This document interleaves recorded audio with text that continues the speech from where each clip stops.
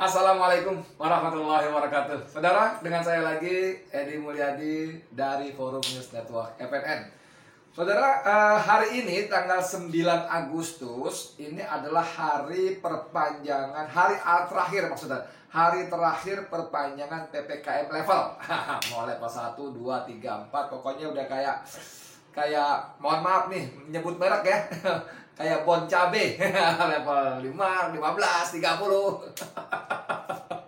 Sambil bercanda itu kalau pesan gado-gado lebih pedas karetnya 2. Nah, kalau PPKM 3 atau 4 nggak ngerti ya. Nah, harusnya ini harusnya nih kalau manajemennya benar, manajemennya rapi, manajemen jempolan ya. Sebelum hari ini tanggal 9 itu sudah ada keputusan dari pemerintah minimal kemarin jam 00 nih tanggal 9 tapi jam 00 lah gitu mestinya ya. Pemerintah dengan ini menyatakan PPKM level berapa dihentikan. Gitu. Atau pemerintah menyatakan bahwa PPKM level diperpanjang sampai tanggal sekian. Harusnya begitu dong. Tapi ya sudahlah, karena kita juga nggak terlalu heran dengan cara kerja pemerintah khususnya dalam menangani COVID ini ya. Sampai hari ini, sampai sore ini jam berapa Sen? Ini jam 17.40 bro. Gila, deket lagi maghrib ya. Belum ada. Saya googling itu yang terdekat 22 menit yang lalu itu cuma pendapat saran dari pakar. Nggak malas lah kita kalau ngomongin pakar ya. Padahal ini kita juga ngomongin pakar juga nih ya.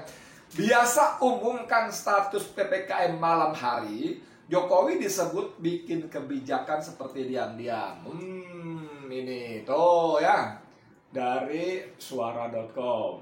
Biasa umumkan status PPKM malam hari, Jokowi disebut bikin kebijakan seperti diam-diam. Wah.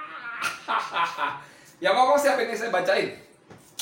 Presiden Joko Widodo atau Jokowi hingga kini belum mengumumkan nasib masa berlaku PPKM level akan habis pada hari ini.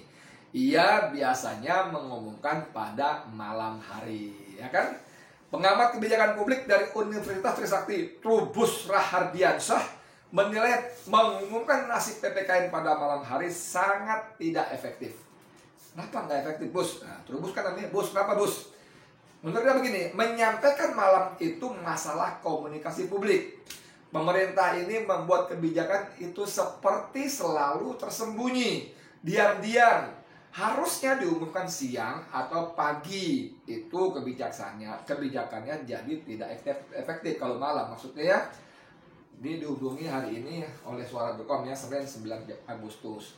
Selain itu, kebijakan ini juga bisa membingungkan rakyat dan petugas di lapangan karena informasi baru datang mendadak malam hari. Ini membingungkan pelaksana di lapangan di daerah. Diumumkan malam ini, besok harus dilaksanakan. Jadi gini, Mas Trubus ya. Sampai kan warga negara Indonesia ya.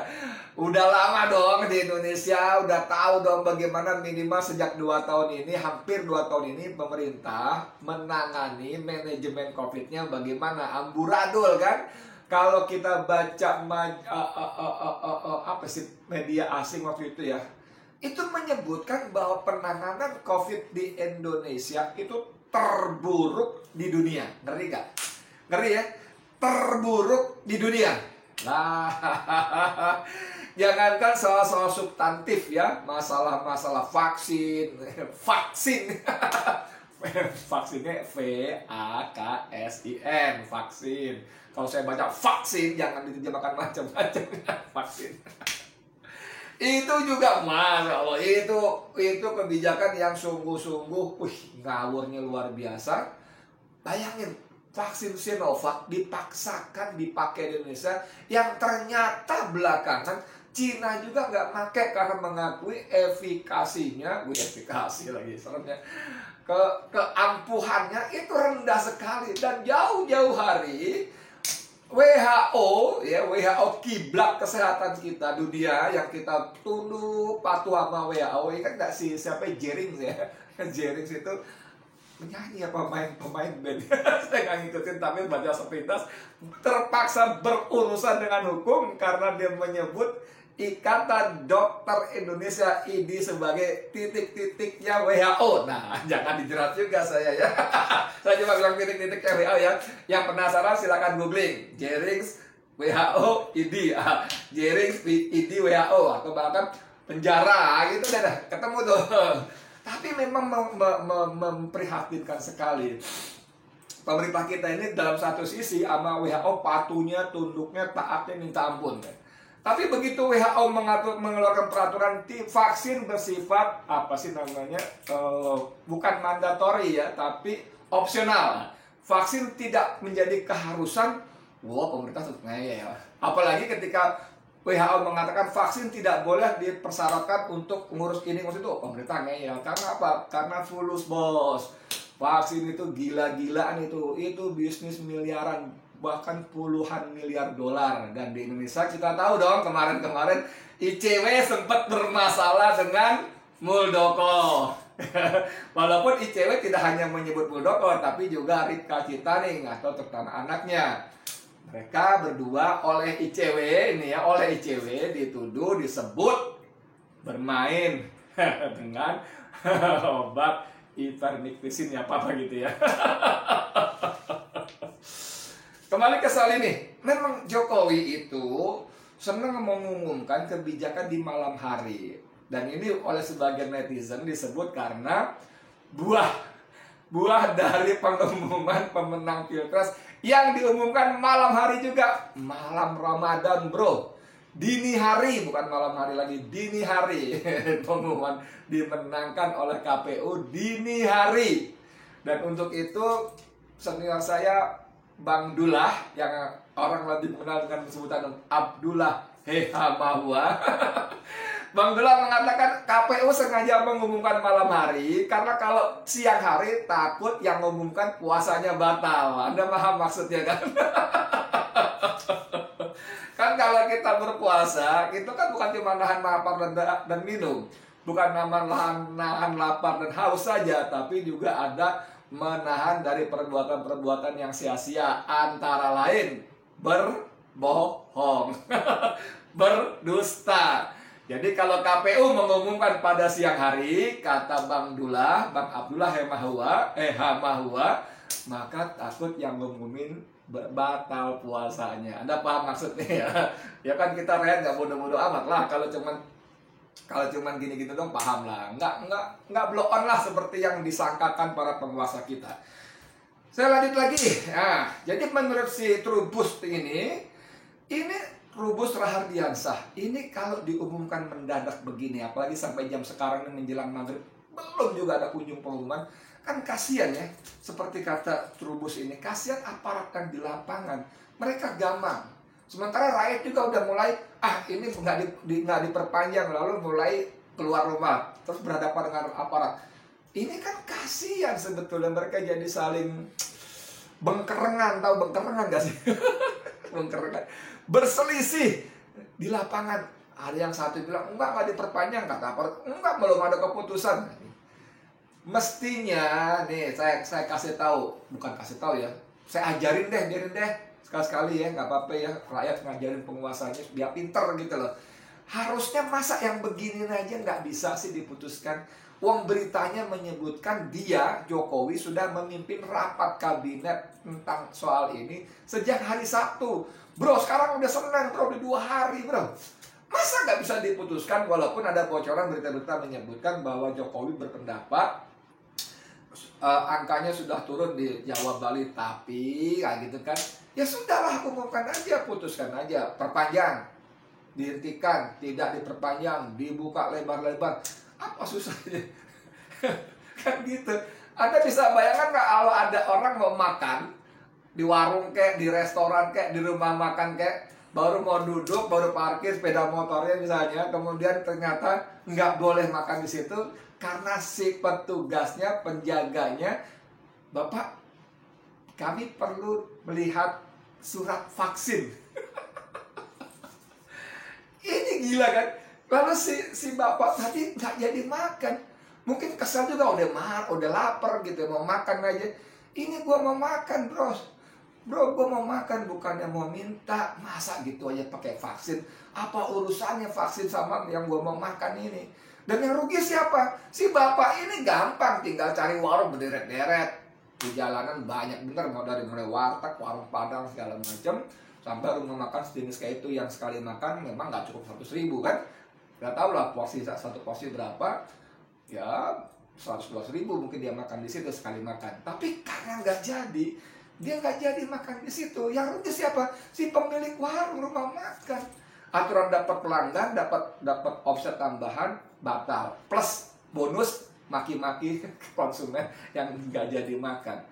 Yang rugi siapa lagi? Ya pegawainya yang tadi. Aturan mungkin dia gajinya lancar, tapi karena sudah berhari-hari tutup, nggak boleh makan di situ, take away. Orang apa enaknya makan gituan di bawah? Kok gituan? Maksudnya ada jenis-jenis makanan yang nggak enak dibawa pulang. Ya, kalau Anda makan Padang, warung Padang dibawa pulang bungkus, oke. Tapi kalau Anda makan bakmi, bakso, soto, nggak enak. Makan di tempat, angkat, kecuali Anda di rumah mau berepot-repot, manasin lagi di kompor. Itu kan contohnya lagi ya. Ada lagi misalnya steak. steak ini juga nggak enak dibawa pulang, bos. Nggak enak. Kamu bawa pulang kentangnya itu, apalagi kalau kentangnya digoreng, aduh sampai rumah udah nggak karuan. Nggak enak gitu loh. Nah ini banyak rumah makan seperti itu sudah berminggu-minggu, berpekan-pekan tidak bisa menerima dine in, makan di tempat. Lalu begitu orang mau makan, batal hanya karena disuruh menunjukkan surat vaksin. Nah ini yang begini-begini, kepikiran gak sih sama penguasa kita, sama Jokowi, sama Luhut Binsar Panjaitan, Komandan COVID, penanganan COVID Jawa Bali.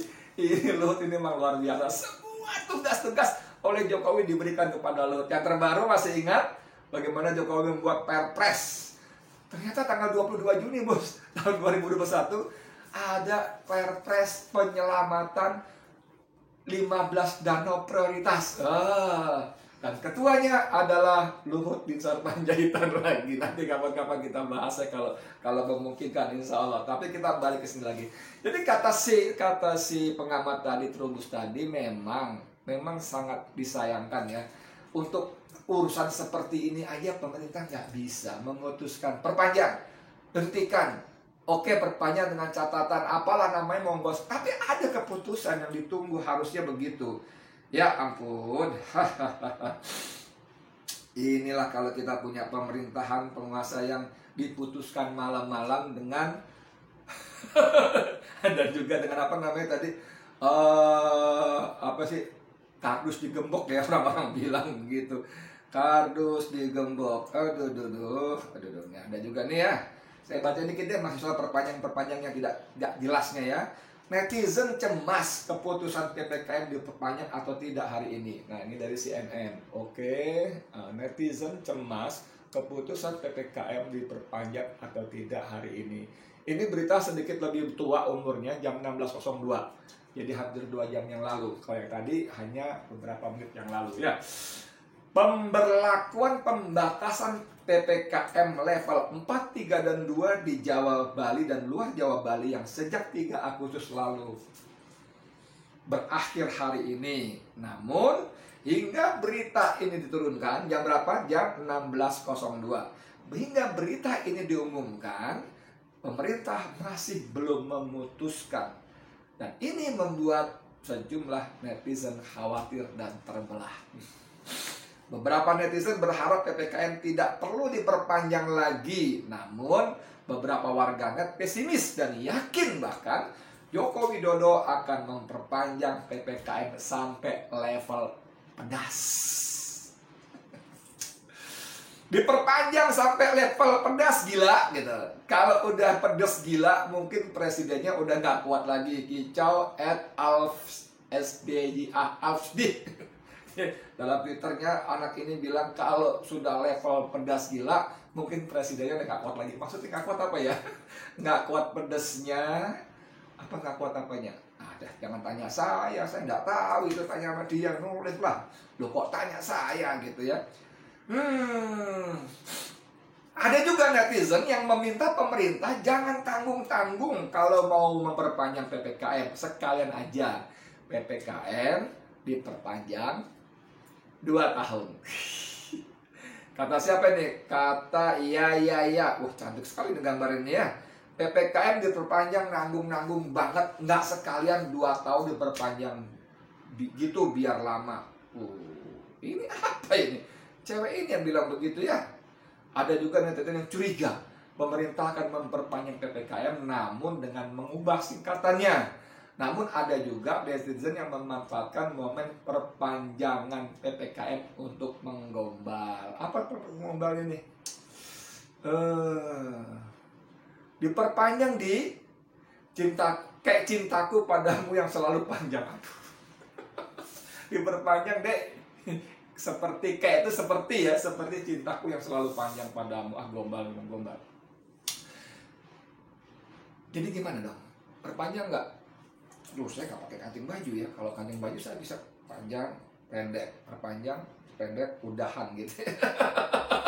Anda bisa bayangkan nggak kalau pemerintah kita seperti itu ya? Itu bercanda lah, nggak mungkin juga kan, gila ini nasib 270 juta rakyat Indonesia masa mau pakai kancing baju, kan nggak mungkin juga. Cuma sekali lagi kalau sampai jam segini nih belum juga diumumkan, ini memang menunjukkan kualitas kerja presiden dan para pembantunya, lebih khusus para komandannya ya. Memang betul-betul di bawah bandrol, apalagi untuk persoalan seberat ini. Itu sebabnya barangkali kenapa mulai banyak tuntutan supaya mundur aja, mundur, kasih kesempatan orang lain yang lebih mampu. Yang mampu. Mau sebut nama? Siapa? Jangan sebut nama, sebut merek nanti orang beda pendapat. Apalagi sebut nama ya, dimulai di siapa? Orang gak jelas. Kasih yang lebih mampu ya. Oke, gitu dulu ya. Dari saya Edi Mulyadi untuk FNN. Assalamualaikum warahmatullahi wabarakatuh.